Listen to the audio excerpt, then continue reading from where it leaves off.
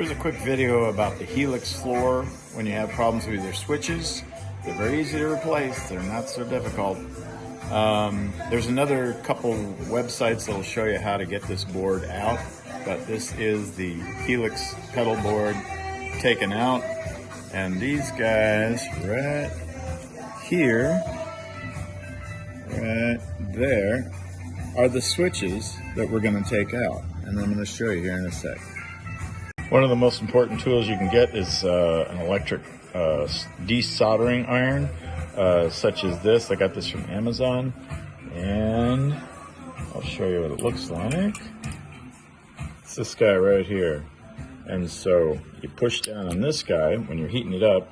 It has a hole right there in the center, and what you're going to do is put that right over that pin. Right, where is it? So right there, there's one of the pins. So you just put it down there and just go Helix 1000, Helix 2000, that's it. And then you push this button right here, and it sucks the solder out of that socket hole. Now that we've removed the solder from the 4 pinholes in the motherboard, flip it to the side, grab some needle nose, and just gently work it out of there. And there it is. Got the switch already taken out.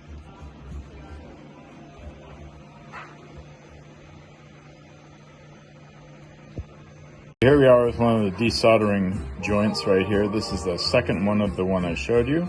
We're going to put it right down, count 1000 Helix, 2000 Helix, and pull this button. Done. And you look at this, the socket area where it connects to the motherboard, and you can see that it's removed all that solder. Continue that for the next 2 pins. I ordered these online. These are what you need for the Helix Floor. Order you about 30 of these. New switch and put it in the 4 pins. Push down on the switch and just kind of gently work it in so it's flush with the motherboard, like all the other ones I'm going to take out. And then flip it over and prepare to solder those joints. And there they are, clean as a whistle, and we're gonna just put some more solder on it just a second.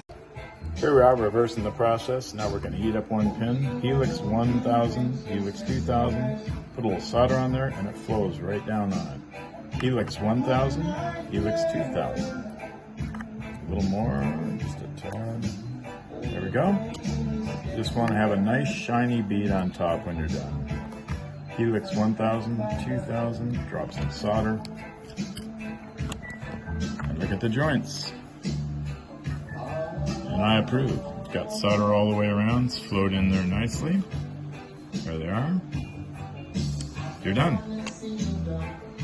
Just another tip I'm passing along. I'm taking a black felt tip pen and putting a little dot on each one that I've done, so that I can make sure that I'm working on the right one. You can easily get screwed up sometimes. So these are yet to be done that I have the dot.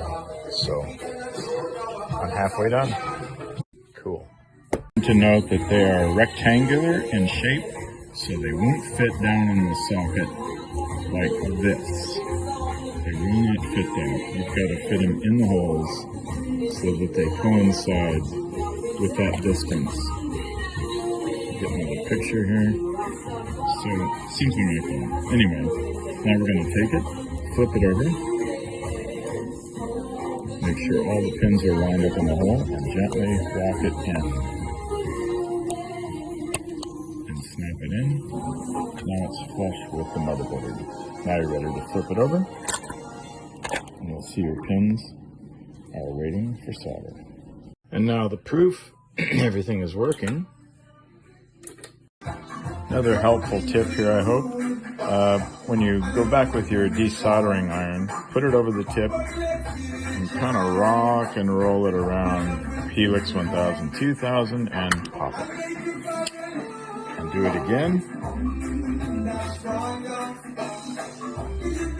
Helix 1000, 2000, and pop it.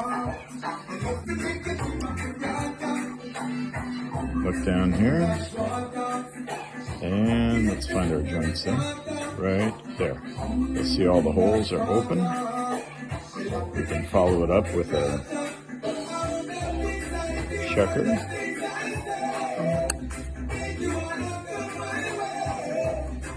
Okay, we've got a few that I need to go back over, so I'm going to do that now. So I've already showed you what to do. Just heat it up gently with a soldering iron and then push that through the hole.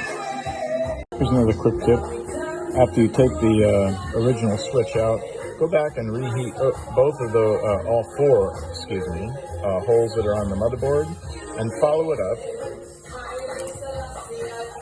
with a pin such as that.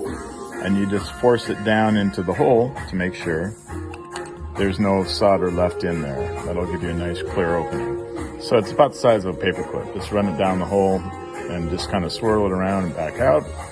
And do that for all of them, just to make sure. There's another one that's free, that's ready. There's another hole, it's ready. And that one's done.